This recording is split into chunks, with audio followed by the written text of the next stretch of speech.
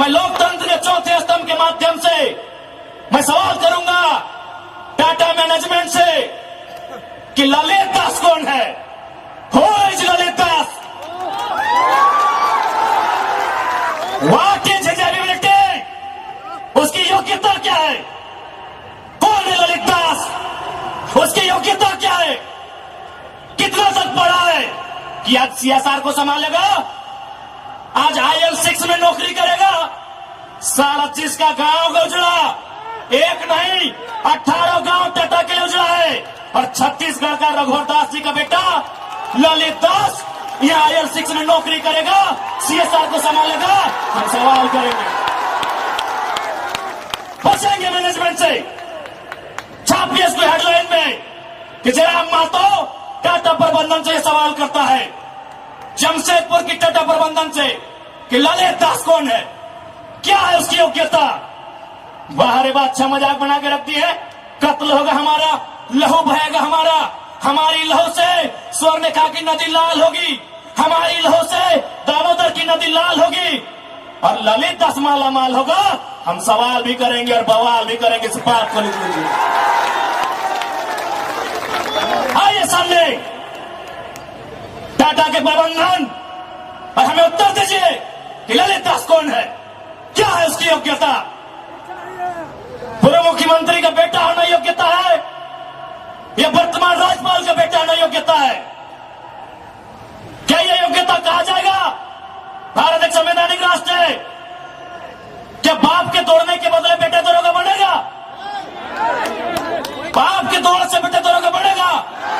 बाप एग्जाम पास करेगा, बेटा टीचर बनेगा? तो पूर्व मुख्यमंत्री रहे चाहे वर्तमान राज्यपाल रहे, ललित दास कौन है? हमको हिसाब किताब चाहिए।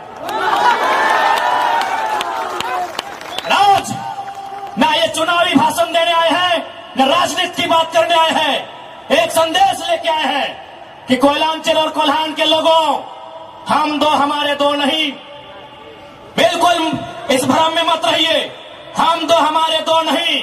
तीसरा पैदा कीजिए, उसको निर्मल महतो बनाइए, उसको हथियार से लेस कीजिए। अरे कैसे लड़ेंगे आप इनसे? 20 लाख करोड़ की प्रॉपर्टी है इनकी, आप ऐसे लोगों से लड़ पाएंगे? आपका टीचर बेटा लड़ पाएगा? आपका वकील बेटा इनसे लड़ पाएगा? आपका डॉक्टर बेटा इनसे लड़ पाएगा? इसलिए आज कोल्हान और कोयलांचल, हम दो हमारे दो नहीं। तीसरा पैदा कीजिए, उसको निर्मल बनाइए और उन पैमानों से युद्ध के लिए तैयार कीजिए। आपको बचाने कोई नहीं आएगा। अरे आप किससे उम्मीद करते हैं? SSP, आपको जानकारी होना चाहिए, SSP टाटा का साथ देते हैं। हिंदू मुस्लिम का राइट होता है, 44 मुसलमानों की दुकान तोड़ी जाती है, उस समय धारा 144 होता है, लेकिन टाटा रातों रात रोड बनाता है, धारा 144 का कहीं जिक्र नहीं होता है। आपकी सुरक्षा कौन करेगा बताइए? कौन करेगा आपकी सुरक्षा? ये हम आप बताइए हमें, कौन करेगा आपकी सुरक्षा? आज ये डोबो का वीडियो किसी हो, कोई डोबो का सीओ है, पहले मैं कहना चाहूंगा यहाँ बहुत सारे पुलिसकर्मी हैं जो ईमानदार हैं, उनको नमस्कार है।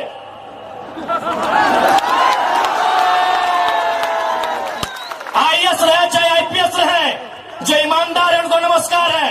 अगर कंपनी में भी ईमानदार लोग हैं तो ईमानदार है, उनको नमस्कार है। लेकिन सुनने में आया है कि डोबो का सीओ 20,000 रुपया प्रति एकड़ अपने बाप का जमीन मोटेशन करवाने के नाम पे मांगता है। ऐसे सीओ को जो डोबो का सुनने में आया है, उसको तोहमोने में लेकर डुबा दीजिए। इस बात को हम चिन्ह ठोक के कहेंगे। उसका बाप का जमीन है क्या? 20,000 नहीं, 20 पैसा नहीं मिलेगा, 20 पैसा नहीं मिलेगा। वीडियो का बाप का जमीन है, सीओ का बाप का जमीन है क्या? लेकिन आपके बाप का दादा का ये जमीन है। ये 4000 साल से हम ये खेती बाड़ी करते हैं, ये हमारा प्रमाण है। अरे अब तो दुनिया के वैज्ञानिक मान रहे हैं कि सबसे पहला इंसान सिंहभूम से निकला था। आप गर्व कीजिए अपने इतिहास पर, आप गर्व कीजिए अपने इतिहास पर। ये हम नहीं कह रहे हैं, ये दुनिया की रिसर्च की टीम कह रही है कि जब दुनिया जल में था और जल से जो मिट्टी का कण पहले बाहर आया था और सिंहभूम का इलाका था, ये दुनिया के रिसर्च टीम कह रही है। यानी ये जमीन हमारी है, ये भूमि हमारी है, और आज यहाँ हम बेगाने बन के बैठे हैं। आज यहाँ हम दर बदर की ठोकरें खा रहे हैं। आज हमारे यहाँ कत्ल किया जा रहा है, और एकदम साल दर साल किया जा रहा है। 77 में, 87 में, 97 में, 7 में एकदम कंटिन्यूली हमारा कत्ल किया जा रहा है। और आज हम हाथ धर के बैठे हैं। आज हम कहना चाहेंगे, आज बिल्कुल अगर हम होते निर्मल दा के समय, यदि हम होते सुनील दा के समय, कसम से आंख से आंसू नहीं बहाते, कसम से आंख से आंसू नहीं बहाते। उनकी मौत के साथ साथ और 100 लोगों को मरने के लिए तैयार करते, और आंख से आंसू नहीं उनको नदी में बहाते जो उनकी मौत का कारण बने थे। हमने आंख से आंसू बहाया, हमने अनाथों जैसा अनुभव किया कि हमारे लीडर चले गए। अब रोने का समय नहीं है, अब बिलखने का समय नहीं है, इंतकाम का समय है। क्योंकि आने वाला 20 साल बाद आने वाली पीढ़ी ना वो निर्मल दा को पढ़ने का समय जुटा पाएगी, ना वो बिरसा मुंडा को पढ़ने का समय जुटा पाएगी, ना वो शेख भिखारी को पढ़ने का समय जुटा पाएगी। आने वाली पीढ़ी सवाल भी नहीं कर पाएगी। इसलिए आज आपको अपने हर एक घर से, हर एक परिवार से एक एक औलाद को, चाहे बेटा या बेटी रहे, एक एक औलाद को फौलाद बनाना होगा। ये आज मैं कोलान वासियों को कहना चाहूंगा।